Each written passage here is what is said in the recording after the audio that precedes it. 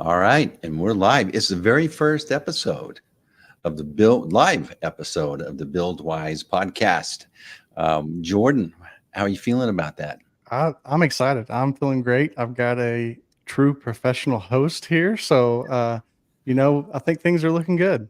Well, good. So, yeah, this is going to be good. This will be a great conversation. I'm Steve Brown, and I'm the guest host today. And Jordan is appearing as a guest on his own Buildwise podcast episode. And so, in this episode, we'll be covering some really cool things, such as high performance home design, a little bit of a history lesson, and to understand where we are now in the building science world and how technology and other things can improve our living experience. So we're going to roll the intro and we're off to the races. Welcome to the Buildwise Podcast, where we'll explore the ins and outs of building a high-quality, high-functioning custom home that stands the test of time. I'm your host, Jordan Duggan. Each week, we'll meet with builders, contractors, homeowners, and tradesmen to learn the insider tips and tricks you can apply to create homes that are truly a cut above. Whether you want to improve your building process, apply new, high-performance techniques to your next project, or simply learn from the best in the business, the Buildwise Podcast has your back. Let's get started. That was a sexy guy there at the end holding the plant. I don't know about that. All right. So, Jordan, you and I have worked together for a while, and I learned all about passive homes. Yes. And I learned about a term and what it really means and why it's important and why this area, it's being done in many other parts of the world, but it's not necessarily it is an emerging trend in this area, but it's not commonplace. So I'm going to read a little something here. It says, high performance home design is an innovative approach to home building that's taken off in recent years, but some builders still haven't incorporated it into their construction process. And as a result, they're missing out on simple yet groundbreaking ways to increase a home's energy efficiency, save money, build sustainability, and much, much more. And the thing is that Jordan is a certified passive house builder. He's gone off to school. He's taken tests. He's demonstrated aptitude. And now he's here and applying those things to home building. And it wasn't easy, but it's made a significant impact on his business's success and client happiness. And so in this episode, we want to cover insights, kind of some history, and ways to embrace this building trend. So Jordan, tell us, first of all, where in the world did you learn about passive home or high efficiency construction? So this I guess kind of started, I've been in the trades for a long time. From the trades moved into remodeling and then moved into new construction. And I'm the kind of guy that anytime I dive into something that I'm interested in, I don't just attempt it or do it. I usually do extensive amount of research, learn as much as I possibly can about it before I really jump in head first. So some of this came from, some other YouTube guys that I've been watching that are in the construction industry. Some of them came from podcasts. Some of it came from books. It was a little bit of combination of all of that. And that's when I kind of realized that at FIAS, so the Passive House Institute of the U.S. was kind of the pinnacle of builder certifications, kind of the top level that you can take a house to. And, of course, after learning that, I was like, well, why not go after that and learn what I can from those guys? So why did you think that you could assume that role? What gave you the internal permission to go, I'm going to attempt this and accomplish it? Well, Steve, it was honestly just, once I got my first build done, there was a passion that was kind of ignited. And, I don't think I need to tell you or any of our listeners, once you have passion about something, there's not really anything to get in the way. Lack of education or anything like that is just a stepping stone. So that's, I guess, kind of what led me to think, hey, let's do it. I can get it done. So tell us a little bit about that first project. What were some of the things? What was the most embarrassing mistake you made? and what gave you the fire. So this passion that you talk about, is the passion is what burns when we run into hard things, and it helps us move on through instead of quit, right? Sure, sure. You know, the house as a whole is it was still a good house. You know, code requires us to build a house to a certain standard. Now, the other way of looking at that is the minimum level that you can build a house to. And when we're making such a big investment on things, why would we ever want to invest our money on the absolute minimum? Um, that being said, the windows that we put in that house were pretty much, I mean, they were basically box store, just pick up off the shelf, put in. They were terrible, terrible windows. You know, that was kind of the drawback on that. It was a budget build. We got it built within the budget that we agreed to, and ultimately, it's you know, a family lives there and they're happy about it. They're comfortable in their house. It's their home. But we did learn a few things throughout that process, and you know, the importance of the windows that we put in there. That was a big one. That was one of the big. You know, that house would have been a whole lot more comfortable with just a little bit more detail spent on those windows. Wow. I once had a client, and he sold windows, and he would talk about, if those windows aren't put in, that you could have a combined home the size of your cell phone if you didn't do those window installs correctly. So just imagine to have a hole the size of your cell phone blowing in and out of your house when you don't think you have a hole is was kind of shocking for me to realize. That's absolutely right. The other part along with that installation, you know, we kind of touched on this on our very first podcast, but just because you buy that window at the store doesn't mean it gets to the job site in the same condition. And some windows hold up better, and some windows are packaged better. But yeah, even in the installation of a poorly and handled window, a poorly transported window can result in some severe leakage.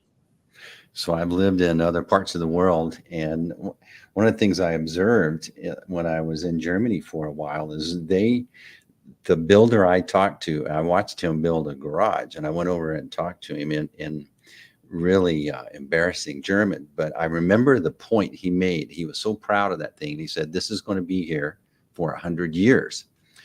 And the attention to detail and the pride that goes into that was really the thing I left with. Even in Japan, when I was in Japan, it's the same thing. So tell us a little bit about the history of building here. Why is European construction so different than American construction? Sure. So, you know, obviously we've got the time frame of how long Europeans have been building homes there, remodeling, rebuilding, living in, um, you know, having the test of time as their scientific research, right? Yeah, some of the homes I they were hundreds of years old. Absolutely. You know, transitioning to kind of our westward expansion approach that we had here in the United States, you know, we had a lot of people who were not necessarily home builders. They're not necessarily builders at all. Maybe they were farmers, they were whatever they were at that time, and they were adapting to creating a home for themselves. So they were taking the resources that they had available, the little knowledge that they did have. You know, they knew some joinery techniques, and that's kind of where we started.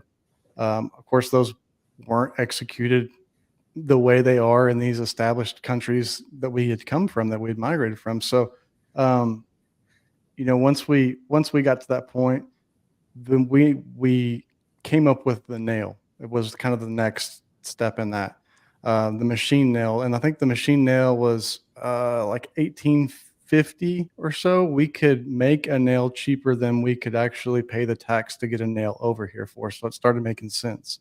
Mhm. That took that joinery out, that complicated piece out of the equation to where we could start picking up on the mass production and that expansion and the building of homes. Followed by that, we had kind of a mass produced dimensional lumber, right? So we weren't out there sawing trees down, cutting it into shape, being able to form that frame up and then nail it together to create a house. We now could have these locations that's what they did, and we could get that material onto the site of these homes where we're expanding to. The next step in that was kind of when we had that old embargo act, and we had all these new uh, products that were hitting the market, right? So we started focusing more on the tightness of a house, the waterproofing of a house, um, just a lot of different materials that we now are still implementing on those houses. Um, that allowed us to kind of have more of a permanent set on those and not so much a temporary location or temporary house that maybe we're still expanding to the west on. So the oil embargo was important because of uh, efficiency, energy concerns. Yeah, that's exactly right. So when that happened, we started looking at really like pollution, energy conservation, the different aspects of to make it was the first step of really looking at a home as, hey, this could be an efficient thing. This doesn't have to be a waste of materials. We don't have to be using a lot of materials that are necessarily polluting and not good for our environment. And then we can start controlling the energy that we're spending inside the home and reducing that. And so that's when all these extra resources came into play, right? We started getting really, house wraps started having better windows were being put in homes. We were really kind of on the verge of looking into, uh, I guess, developing heating and cooling systems to be efficient. Really just the use of heating and cooling systems. Um, but that kind of kick-started that movement. And then the next movement after that was, well, now that we've done that, we've kind of opened ourselves up for building failure, right? The original homes that we were building were basically just wood, air in, air out. They got wet, they dried out. Mold, mildew, decay wasn't such a big deal. But when we started focusing on keeping that energy inside the home, we were doing things that we weren't doing correctly. And, we didn't know about it until the test of time told us we were doing it wrong. And that's where kind of the first thought of, hey, let's put some science backed knowledge behind this. Let's put some of our um, let's look at what we've done, what hasn't worked, do away with it. Let's look what has worked, try to incorporate it. But at the same time, we still want to focus on this, energy conservation. And so we're going to use the science that we do know. We're going to put that on these houses, and we're going to do it in a way that's not just, for lack of better terms, just a willy nilly. Hey, here's a new product. Let's throw it on and see what happens in 10 years. We're going to test it, research it, uh, and apply it in these homes in a way that actually works in the future. And so that's kind of where we are now. Is every home has building science, whether the builder, the homeowner, the architect knows or doesn't know about it. It's the idea of educating yourself in that building science and then putting those uses to good practice in a knowing way that's very understood, very intertwined, all of it works together, and we're achieving that home that somebody has lived in and has always built, but we're doing it in a way that's going to make it last 100 plus years, not go away. And we're going to do it in a way that is good for the environment and it's cheaper for the consumer to live in. And then ideally, we want to do it in a fashionable way, something that's not going to be looked at in 40, 50, 60 years, and somebody's going to think, what were they doing when they built that? Well, let's just tear it down and start over, because then we're defeating that purpose of being efficient in the first place. Yeah, you think about building a home, there's a lot of demands. It needs to be cost effective. It needs to be, not a bunch of repairs. It needs to be energy efficient. It needs to be attractive, and then it needs to be healthy as well. And I think most people see those as trade-offs, and the only thing that really dictates the end product is a budget. Would you agree? Absolutely. Yes. That a home breathes. Your family lives there. Your health is going to be impacted by this home. Your feelings, the way your emotional state is, by we know lighting impacts that. There's all these things to consider, and so it seems a bit intimidating, and is like, well, I don't even know if I can consider that because this is the first time I'm building a home, or finally I'm at a stage in life where I can get a custom home. But is that going to increase the cost of my home way more than I want to trade off? So not necessarily. We brought up the passive house, a certified house. Now, absolutely, if we go full passive house on anything that we're building, we're adding anywhere between 3 and 15% on top of that house for the certifications and the things that go into it. So before we go on, explain to me, because I'm the dumbest one in this conversation, what's passive house mean specifically? So passive house is a standard. It originated in Germany, and it was the Passive House Institute, and it was a series of, if you think about it as like a code, we've got a code minimum that we build to make our city here in Amarillo. So yeah, somebody can now move in that house and live in that house. Will allow you to sell it. The bank can finance it. But it has to be done to these codes for health and safety and their level of durability. The original Passive House Institute in Germany basically did that same thing, but they looked at multiple factors. They looked at, the amount of energy that it was going to consume. We wanted to lower that. We wanted to make the home as comfortable as we could. We wanted to make it as durable as we could. And these were kind of the standards that they set in place that a builder needed to meet in order to pass their certification. So it was, then there's several different build certifications below that with other institutes. This just kind of happens to be the pinnacle of it. The thing about Germany is they are a different climate zone than we are over here in the States. And not only that, we have multiple climate zones over here in the States. Some are dry, some are humid, some are hot, some are cold. Whenever Passive House Institute came over here, we saw that, hey, this doesn't necessarily make sense for us to be building a house in Wisconsin or a house in Florida the exact same way that we would build a house in Germany. So they branched away. Now, Passive House the original Passive House is still around, and it is still here in the United States. It doesn't seem to have as many followers as PHIUS, which is the Passive House Institute of the U.S.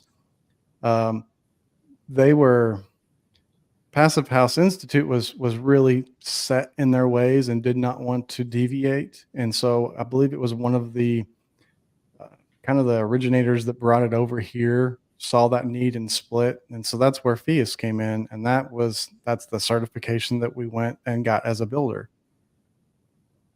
So these homes, they're energy efficient.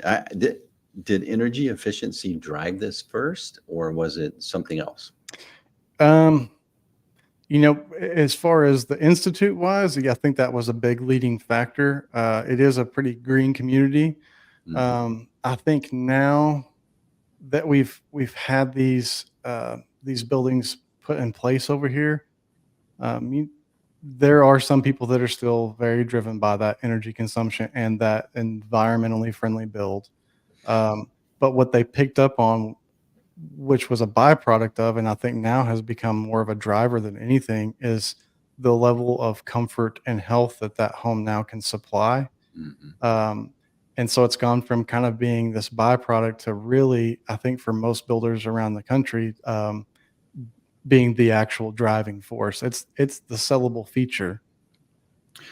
So if I was to walk in a passive home or a passive building, being just your common person that just walks in, not a builder, what would I notice is different about that home than one that's not passive, or would I be oblivious to it? No, you would notice it. It's about like going from a low end motel to a really high end hotel. When you walk in one of those rooms, you've paid for it, but it's not just a monetary thing.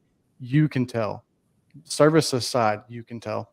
So it's similar to a code built house to a higher standard like a passive house, and whether or not it's a full certified passive house or it's some features of a passive house. That's the level we're trying to get to.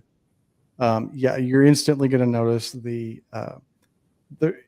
live near a highway, there's no noise outside. Your neighbor's mowing, you're not going to hear your neighbor. You've got your thermostat set at 70 degrees because that's comfortable, and you're that same temperature in every room, and it doesn't matter where at in that room. If you're up against the wall or near the interior door, it's the same temperature. You're going to get they're all required to have a ERV or HRV. Now we would typically use an ERV, which stands for Energy Recovery Ventilator, and it's a very well thought out way to bring in fresh air to the house, filter it, and then bring the stale air out of the house at the same time. So you're going to have a good fresh air, conditioned air, cleaned air in that house, and that's something that you're going to notice. Um, you know, People often describe comfort as the lack of discomfort, but sometimes when you've lived with discomfort for so long and didn't realize it, when you do experience that lack of discomfort, you realize that that house is way more comfortable. Uh, So I think a lot of us maybe especially in this area that we live in, we're conditioned by the water. We're used to filtering water and doing certain things to it as it comes into the house. So you're saying this happens with lighting, this happens with air, this happens with other things? Absolutely, absolutely. Um, so there's really four principles that passive house is kind of based off of that we've got to control. So we've got water control, air control, vapor control, and thermal control.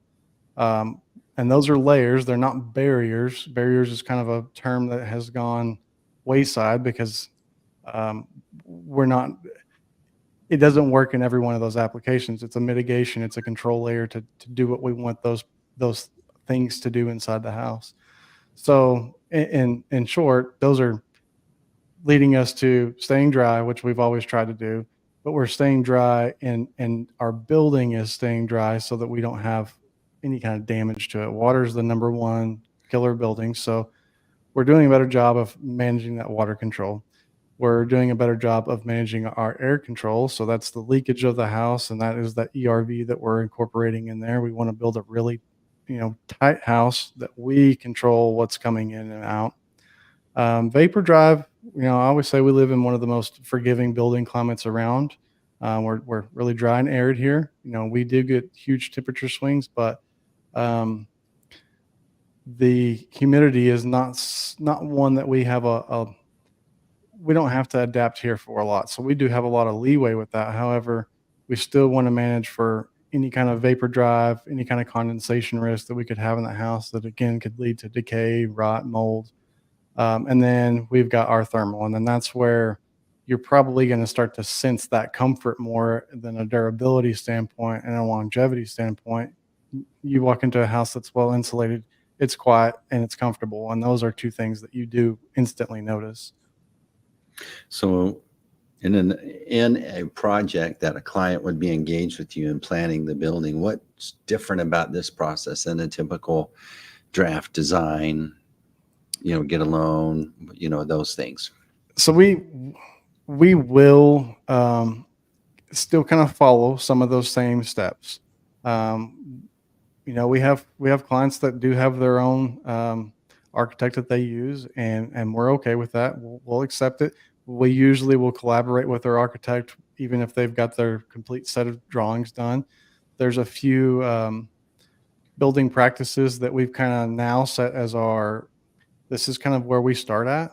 Mm-hmm. And we have a few products that we use to achieve those, and they've worked for us really well.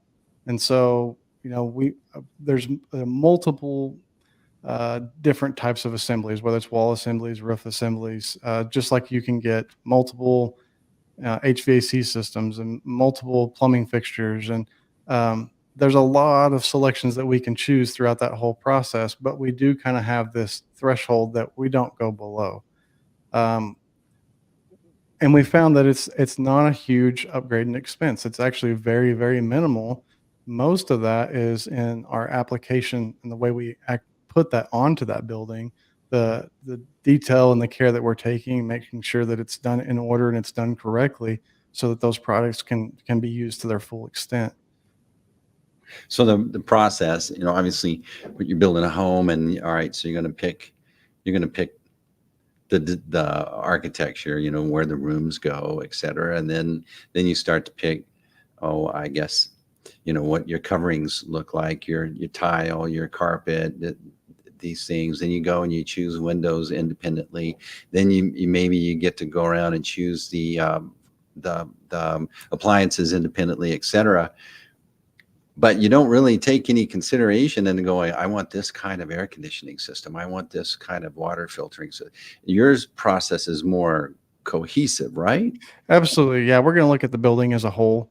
So most of the time before we have finalized the design of the house, the way it's actually going to look, the material that goes on the outside, or, the roof on top, we've looked at the assembly of the foundation, what type of foundation we're doing, what kind of wall assembly that we're doing, the window package that we're putting on that. Um, we're for most people will understand, we're looking at the bones of the house first, right? We want to get those in order. We want to get those in right and called out for, so then we can move on to what everybody else would know as the actual design process, right? The way the outside of the house really looks, what's going in fixture wise on the inside of the house, the cabinet layout.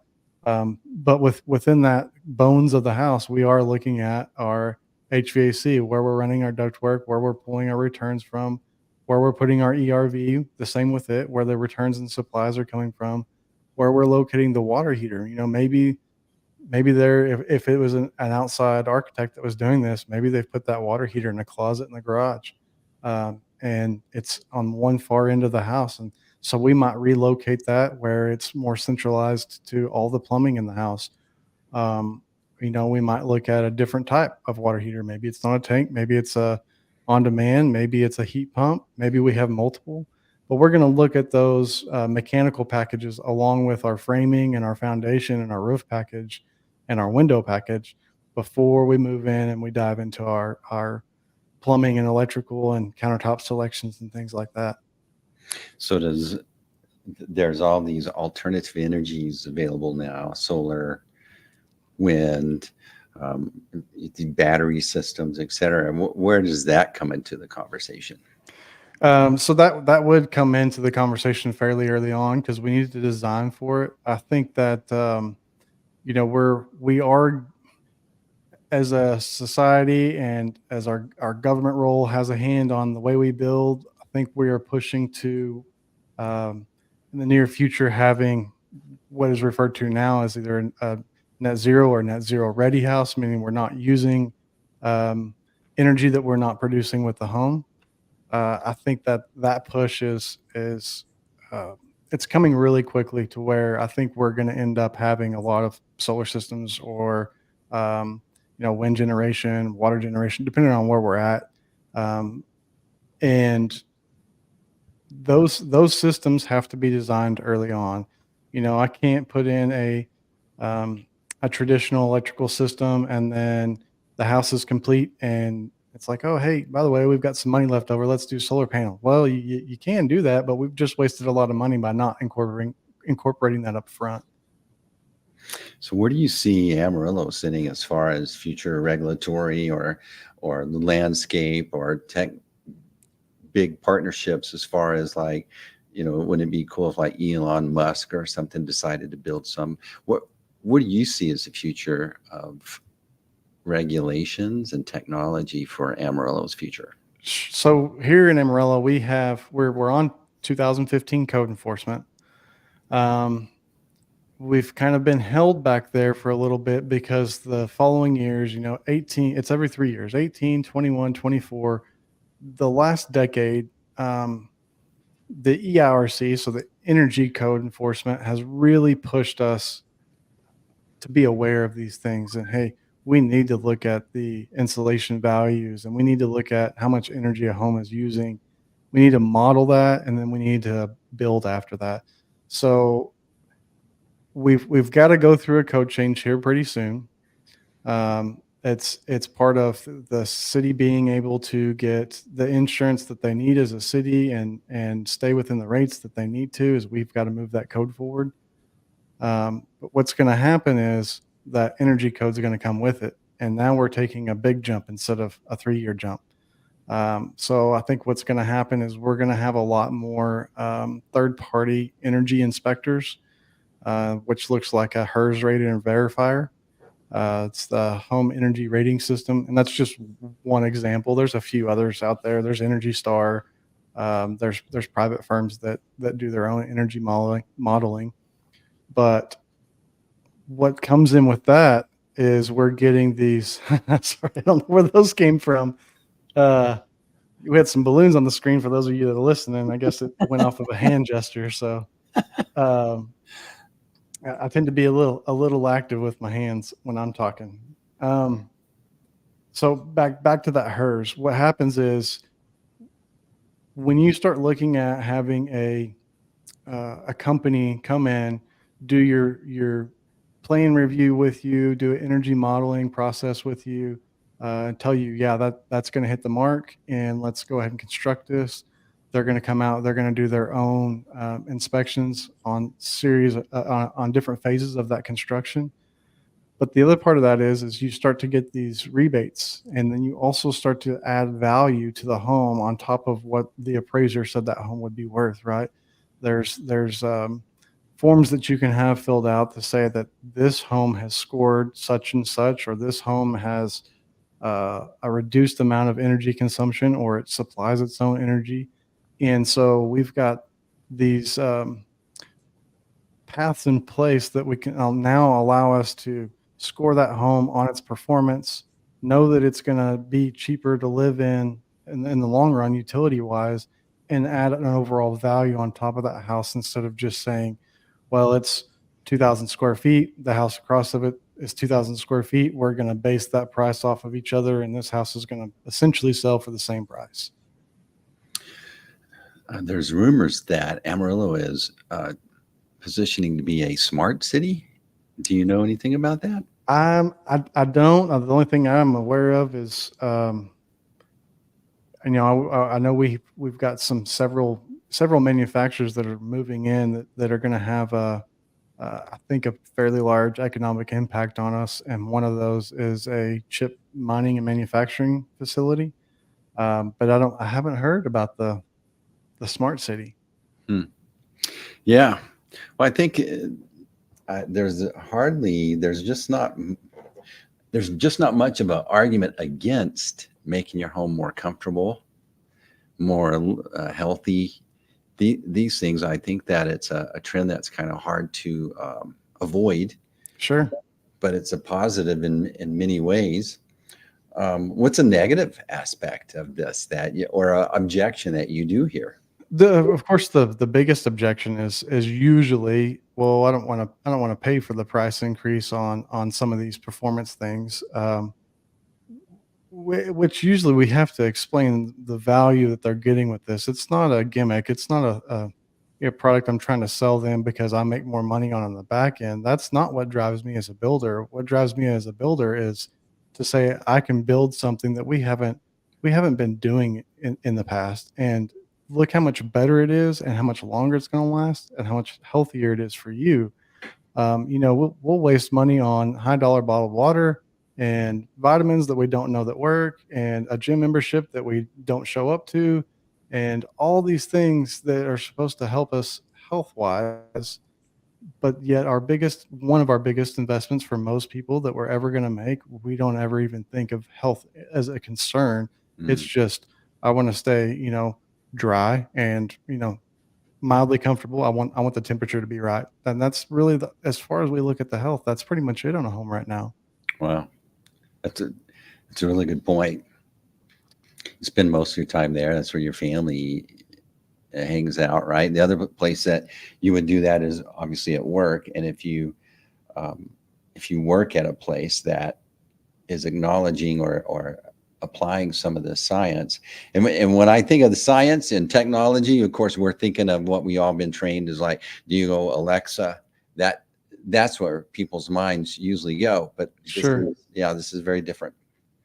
Yeah, it's air is the most consumed thing that we have our entire lives. We have way more of it than we do water, than we do food, than we do anything else that enters our body. And we can control that. A lot of the diseases that we have come from what we breathe in. We've seen that, and 20 years ago we saw that with certain products that we had been ingesting. Whether it was insulation or byproduct or whatever it was, and it's caused cancers and other things. Well, now we know that we can control that. And so for most people that spend the most amount of time of their day in the house, why would we not want to do that? Mm-hmm. Yeah, cool. So what's one of the questions I haven't asked that you wanted to answer or you would like to answer?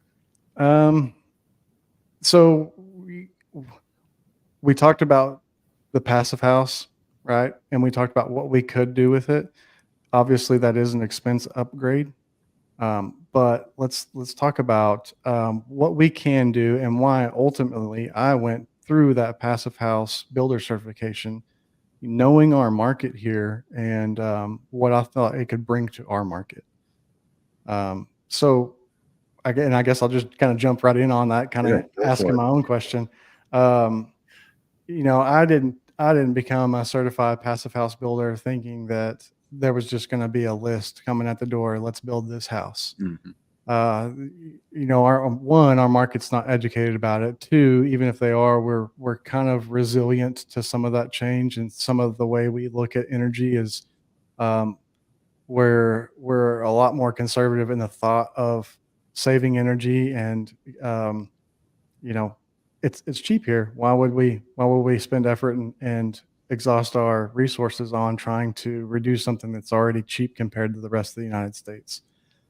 But the reason I ultimately went into that is because those building practices that are incorporated to make that certified house are still excellent practices. There's still a lot to learn from. There's still certain assemblies and application techniques and installation methods that are they have stood the test of time, and they are science backed, and we can still incorporate that into a traditional house. So that kind of brings us back to where we were talking about. We've got that minimum threshold of where we build a house. That's where that comes from. We've now learned what we should be doing, what we could be doing, and what we won't do anymore.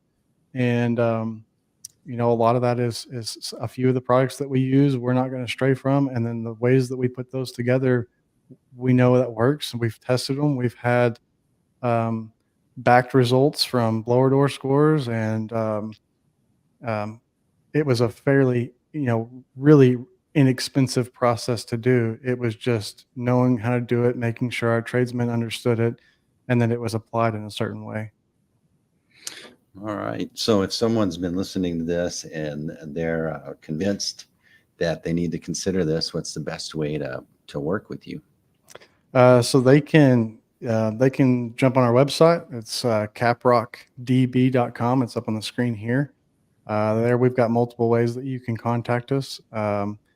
We've got our phone number is also on our website. I believe it's 806-808-1352.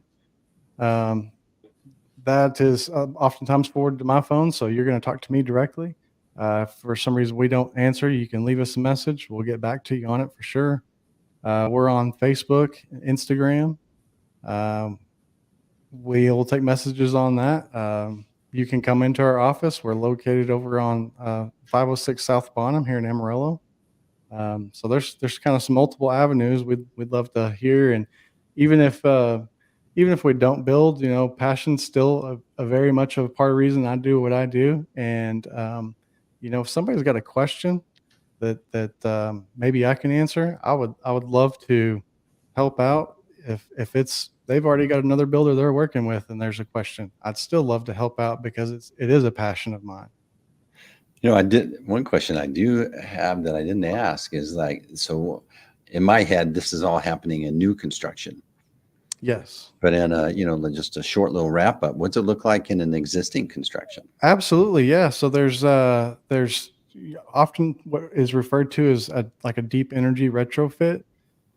So we have done where somebody has either, inherited a house or came across a good deal, whatever the situation may be, but maybe it's a 60, 70, 80-year-old home. We have ways of going through, and we can, if it's an architectural type home, which we didn't really get into kind of the history of architect in the United States here, but we can still help preserve that, look at that from an architectural standpoint, make sure that we're not disturbing that.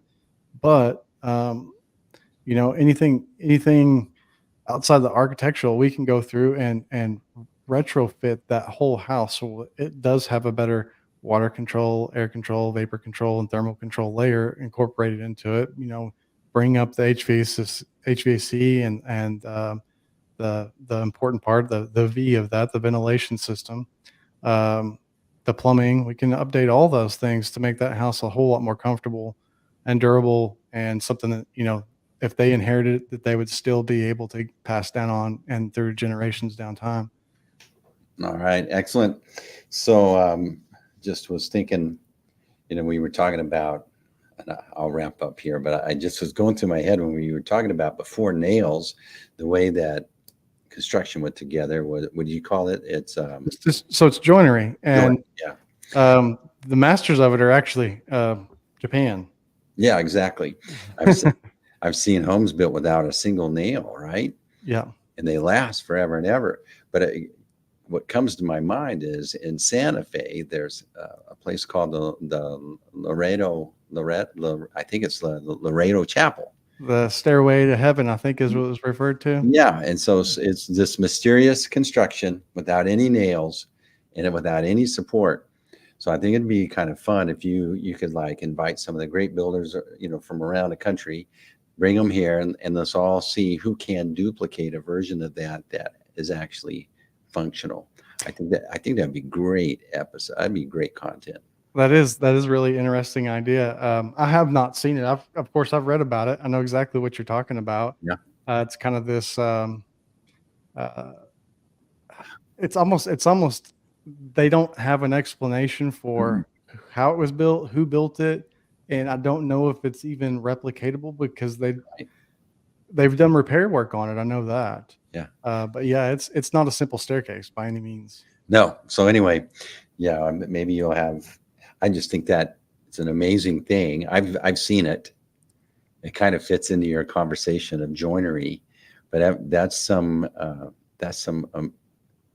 amazing technology that went into that, and supposedly the guy just rode up on a burro or something and knocked it out and then left with a species of wood that is not found anywhere near around here. Yeah. And what was the year of that? Like, I don't know, 1700s is what I would guess. Yeah, a long time ago, before we had transportation that was available for that kind of timber. Mm-hmm. All right, well, good episode, Jordan. Thanks for being a guest on your podcast, and thanks for letting me guest host you. And if you've enjoyed this episode, be sure to reach out, like it, share it, tell all your friends, your mom, your sisters, your brothers, whatever. And we'll see you on the next episode of the Buildwise Podcast, brought to you by Caprock Design Build. Thanks, Steve. Thanks, Jordan. And that's a wrap. Thanks for listening to the Buildwise Podcast.